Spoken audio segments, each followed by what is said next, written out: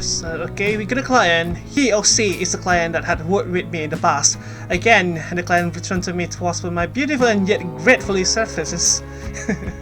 They need more work. Just kidding. The client come back to me asking if I am available to re-update the previous commission work that I did in the past.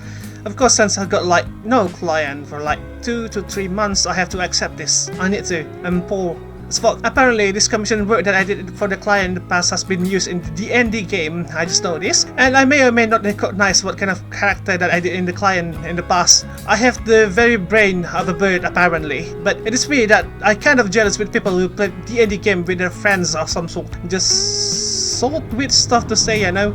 Anyway, since I got like my first commission client in the 2023, I said to the client that I'm available to the commission. And I asked for a new references as of I may or may not lose the previous commission references from the past. And with that, I also asked if the client wants to have the piece to be a full body shot or something else. And the client said that they wish to have a full body one for the piece. And after that, I had to wait for about 2 days, I think, for the references because the client said that they were busy for the time being and they will send the references if they got the time. The client said that they will send over the updated clothes, pose and etc. And the client also sent the previous work that I drew for them in the past, and that would be sweet. Now I had to wait to know what did I drew from them in the past. And after the waiting piece, the client sent the references to me. It got like rifle, old model handgun, a man with a gun for the post references, glove and some sort of potion belt, black pants, blue outfit and a rapier. The client has to change everything but the leg and the book holster because, well, I did it perfectly. And they asked for the post so that the character's face is or are heading toward the viewers.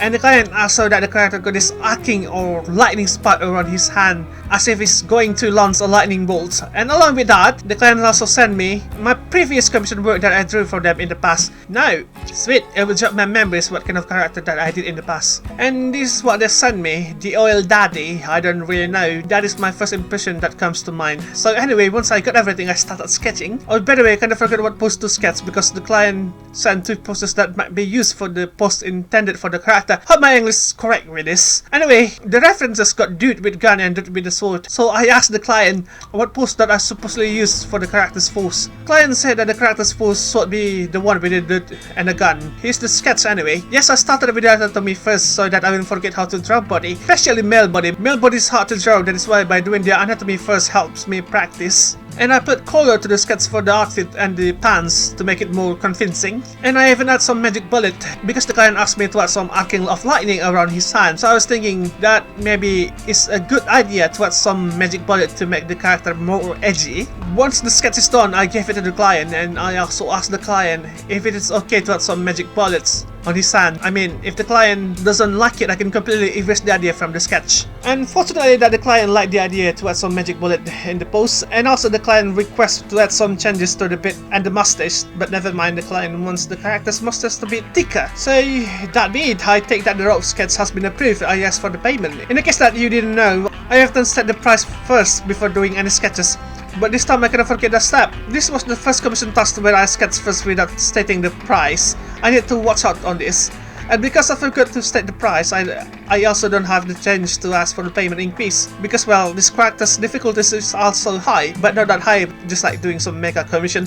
But since I forgot to add some price increase, or even so I forgot to state the price for the commission, I had to stick to the default price of the commission, $13 that is. I got like 2 hours or more sketching this character. Anyway, I have to keep this in mind in the future commission. So I add the line art, and so I also make a little change to the hands that hold the magic bullets so that it will give us a manly vibe from the pose. I do not know, the position of the last pose in the previous hand looks a bit feminine. It got silent more thingy. This is some wizard old lady that we are talking about. He needs to be more manly. And in the middle of the process, I also sent them a line art process of the face because the last commission piece that I did for the client in the past messed up a tad bit. So I sent them the facial feature for an update. The client said that a few time has passed, so I can increase the bed thickness a bit and all the facial features. Not gonna lie, my line works kinda improved compared to the last year. Kinda proud of this, to be honest. And the client replied for the next day saying that the facial hair is good enough. Thank God, really. Because I kinda afraid that the client wouldn't like the facial feature. Now that everything regarding the commission is smooth sailing starting from here, now we will get it back to the character, I guess. I will try breaking the details using 5 Ws and 1 H. Apparently that is the best formula to analyze the character. So I'll be starting with 2 W's. What and who? What is he? So apparently he's a character that has been used in a DND game. Man, kinda jealous with people who had friends to play D&D games. So anyway, he's a D&D character that is supposedly a wizard gunslinger. He had a dark brown hair and he has a lighter honey brown color for the eyes. And the setting of the character, according to the client, is a steampunk theme.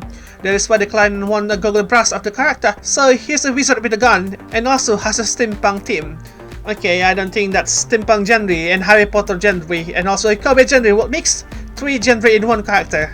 Okay, so now we understand that this character is a mix of 3 genre. Now that we're going to do the next 2 W also, when and where. So this character is a mix of 3 genre, steampunk, gunslinger, aka cowboy, and Harry Potter. Based on that 3 genre, this character's lives may take place in the steampunk era where the steam technology was invented. Like the era where the trains are using steam engines quite a lot, lots of coals in the train, and the workers feeding the fire in the train so that the steam engines goes. Now that I think about it, the leg is kinda using the steam engine to work. Yeah! Technology. Oh, I know. This Arcane era can be counted as a steam era because before they encountered the magic stone, I don't know. And the second is the Gunslinger era, aka cowboy era, because the character got gun or something. The era of McCree, where many of the cowboy use the custom where they stand alone, facing each other and wait for the right time to shoot, and yelling, "It's high noon." And the third, the Harry Potter era. So as I more about this era, you all motherfucker already know this because, well, the character is straight up a gunslinger wizard. And he got magic book or something. Based on this information, it's kinda hard to pinpoint where or when the character lives in. Maybe it's just a character gimmick and I'm using way too much brain to it, and also didn't think too much of it. And lastly, after W, why?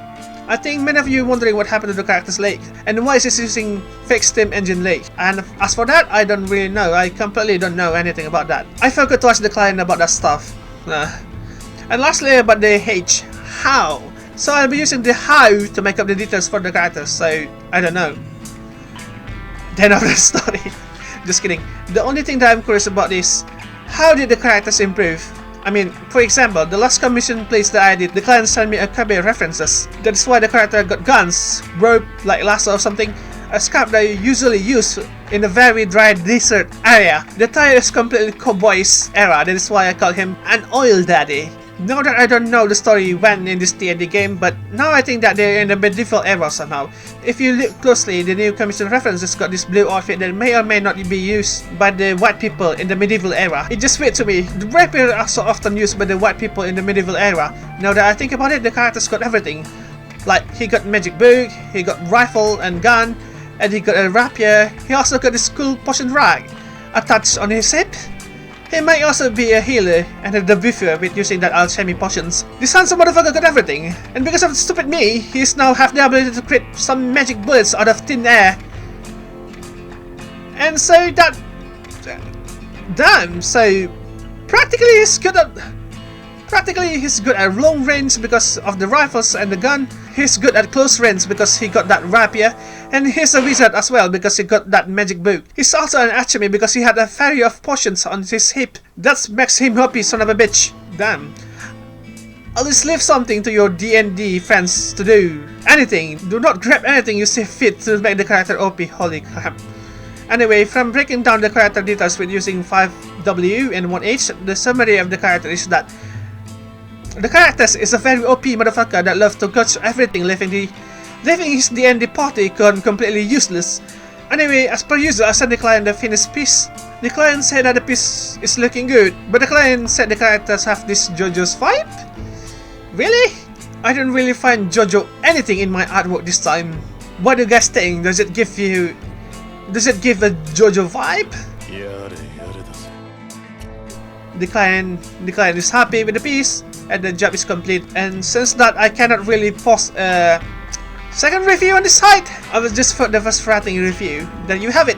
But for looking a bit from my first and second commission side to side, I can tell that I have quite changes in my style. On the last work that I can tell that I'm having improvement in my line work, while the first commission line was kinda sloppy. I don't really like the way that I did in my latest commission piece. I don't know, it felt like I can sense the Old Daddy aura from the first one only. I seems to fail to capture the Old Daddy aura on the second commission piece. I like the Old Daddy aura on the first piece. Never felt a full thing and a full thing but backwards at the same times like this. I don't know how to feel about this. Anyway, there you go, the newest D&D character, Gunslinger Wizard. Cause I don't give a fuck what you say. Yeah, I'ma do shit my way. So you can go kick rocks, I'ma stack bricks up, build what I want to make. Yo, I got a lot of shit to say, so I'ma do this every day. I'll be writing things until I'm fucking buried in my grave. 6 feet deep under, but my body won't decay. Cause my messages are timeless, so they'll put them on display. Oh yeah, I rap with a certainty, I have a sense of urgency. A message for eternity, for everyone internally. I had some people burning me, but now they fucking learn to see I ain't the one to fuck with, now they looking nervously. And I don't really care what you think of me respectfully. You can kick rocks if you think you're fucking better, see. I will outwork you, turn you to an enemy. Hurt you so bad that you're gonna need some therapy. I got the motherfucking recipe. I've been cooking up hits, I'ma leave a legacy. You'll be looking small when you're standing right next to me. I'm 5'10", bitch, but I'm 10 feet. Cause I don't give a fuck what you say. Yeah, I'ma do shit my way. So you can go kick rocks, I'ma stack bricks up, build what I want to make. Cause I don't give a fuck what you say. Yeah, I'ma do shit my way. So you can go kick rocks, I'ma stack bricks up, build what I want to make. Yeah, I'ma do it my way.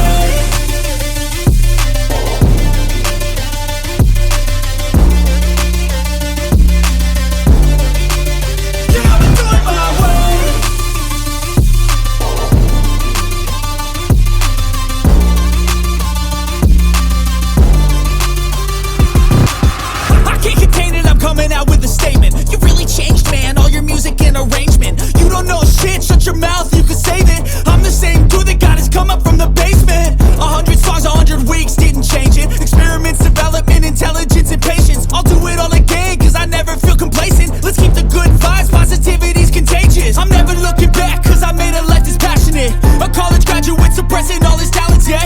He found a way to go and change, become an advocate. For taking control of your life, go out and battle. And you think you have a dream, then act on it, get after it. Get out your head and fucking capture it. You got one life to master it.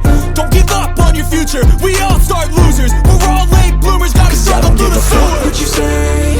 Yeah, I'ma do shit my way. So you can go kick rocks, I'ma stack bricks up, build what I want to make. Cause I don't give a fuck what you say. Yeah, I'ma do shit my